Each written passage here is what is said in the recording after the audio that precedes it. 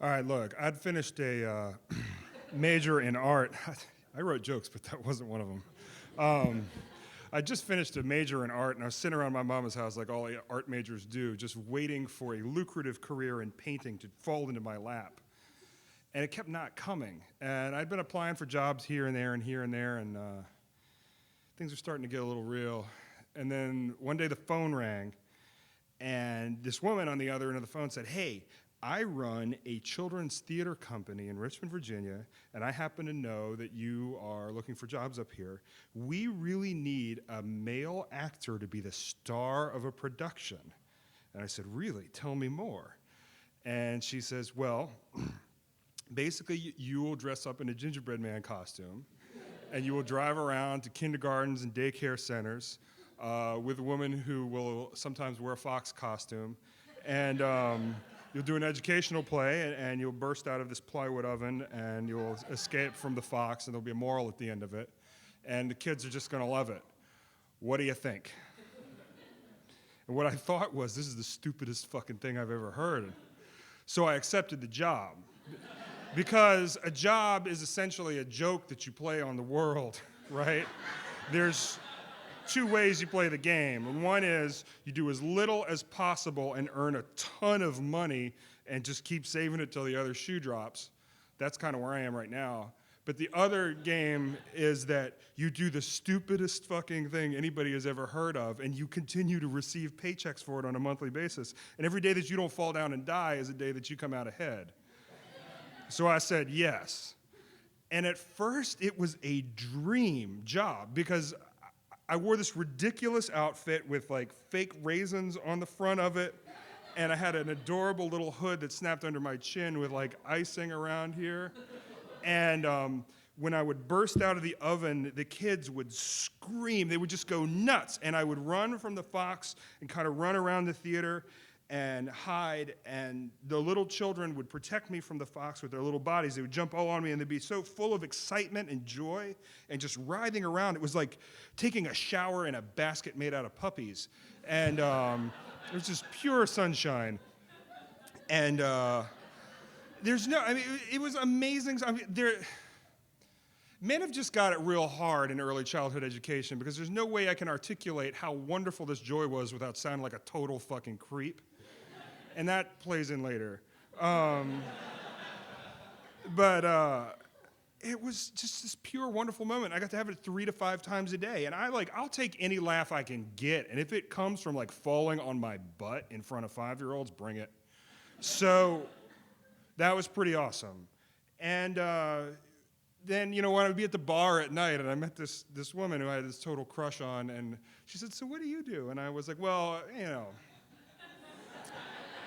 I have a band where I have these toy chickens that play, toy pianos, and I play typewriters, percussion, but that's my band. For my day job, I entertain children, that's true, as a gingerbread boy, and that's how I make my money."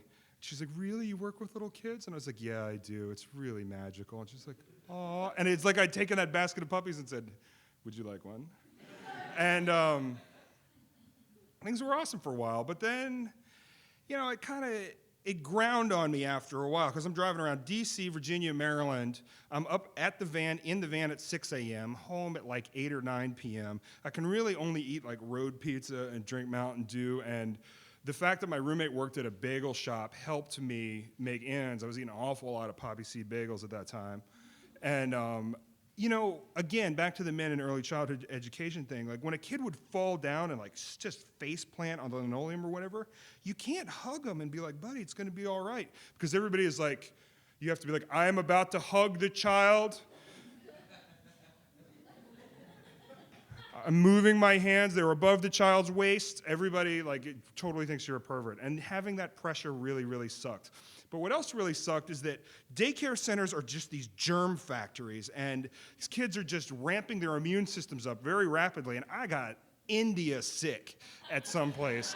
I don't know where I got it, but I went home, and I'm just this horrific impersonation of a lawn sprinkler. I had to just lie in my tub with the shower on and let it all happen. And I missed out on a lot of shows, and I didn't have any health insurance, because if you you don't do the show, you don't get paid, and you just lose out. So not only did I not have health insurance, I didn't have money to pay my rent. And I was like, well, what can I do to catch up? Because I'm so busy driving around doing all these shows all day. What's a quick way I can make money at night just to catch up? And it hit me that the plasma bank is always hiring. So I went down to the plasma bank, and I went down and I did the test to see if I had HIV, or not HIV. They were testing to see if I was a heroin user. And I'm not a heroin user, but nevertheless, I tested positive. And when you test positive, they put your, thank you, buddy, thanks. That line was coming up, but thanks for the help.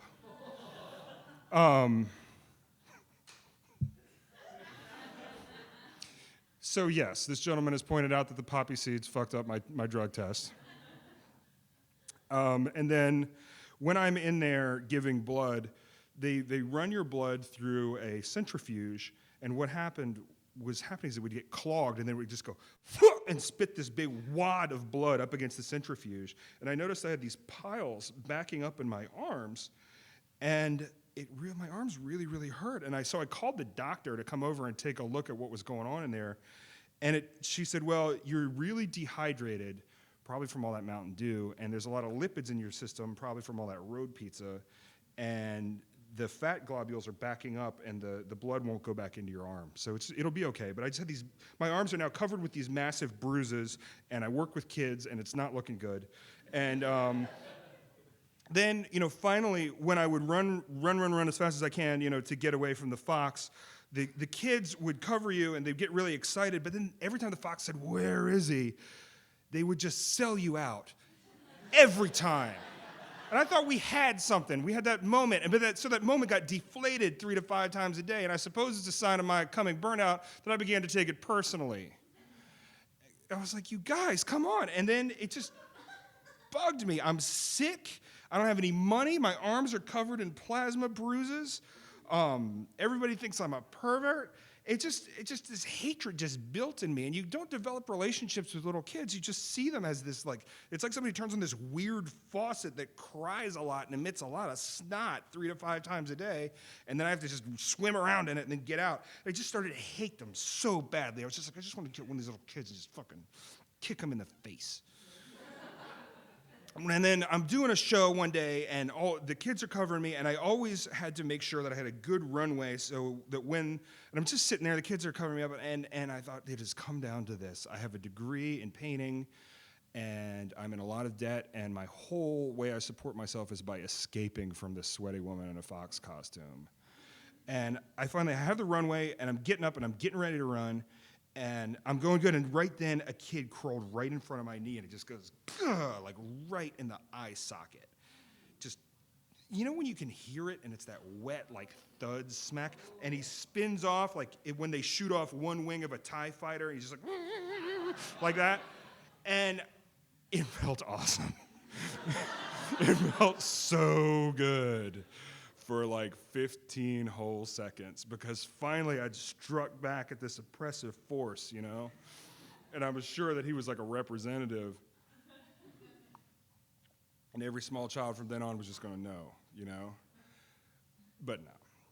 Then it hit me I'm taking pleasure in kneeing a kid in the face, and it took so long for him to begin to cry that I got really scared, because I was thinking, well, fuck, what if I've given him a learning disability here or something? You don't know, and you can hear it winding up. He's like, I'm backstage behind the plywood, and I'm just going, and I'm going to come out and do my lines, and I saw the teacher, she's like, keep going. So I have to do the rest of the play, and he just goes, and he just explodes, and shit is coming out of every hole on his face. He's like a weird sculpture you used to get at Spencer Gifts, or like a glazed donut. He's just like that, right in the front. And I just look him in the eye while he did that and do the rest of the play. And I can't even explain how that felt. I wish I could tell you that was when I learned that when you do stuff as a joke, you're really playing a joke on yourself. And when you do something as a joke, you're doing it for real. All those kids in Williamsburg really do have those mustaches. I didn't learn that then. It took me 15 years. Thank you. Take